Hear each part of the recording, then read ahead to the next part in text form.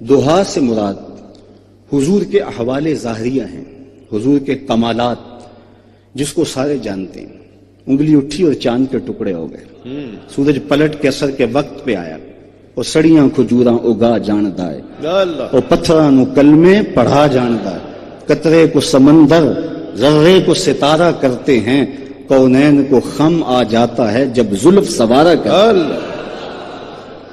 سبحان اللہ۔ یہ کہا جاتا ہے کہ نبی کے چاہنے سے کچھ نہیں ہوتا، میں کہتا ہوں نبی چاہ لے خدا قبلے بدل دیتا۔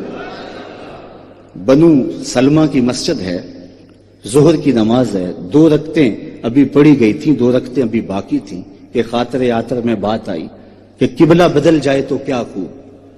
فوراً ہی طائر سدرہ نشین حاضر ہو گئے اور کہا قد نرا تقلب وجهک فی السماء فلنولینک قبلۃ ترضاها۔ محبوب پروگرام بن گیا ہے تو ابھی رخ پھیر لو، یا اللہ تیری نماز تو پوری ہو لے۔ چونکہ ہم نے تو نماز کا وقت بھی بدلنا ہو تو 1 دن پہلے بتاتے ہیں، کل سے نماز ظہر 2:15 بجے ہوگی۔ اگر اسی دن بدل دیں لوگ تو گلے کو آئیں گے، ہم تو آئے ہیں 2 بجے کے حساب سے، اب 15 منٹ اور انتظار کریں۔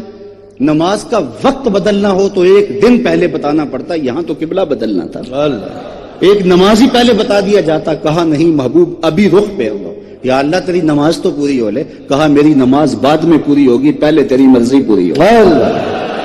می وریا کستوریاں دا جدوں یار نچوڑیاں زلفاں، می وریا کستوریاں دا جدوں یار نچوڑیاں زلفاں، قبلہ اودے بنیا سائم جدے یار نے موڑیاں زلفاں۔ وہ تو رخ پھیر دے خدا قبلے بدل دے۔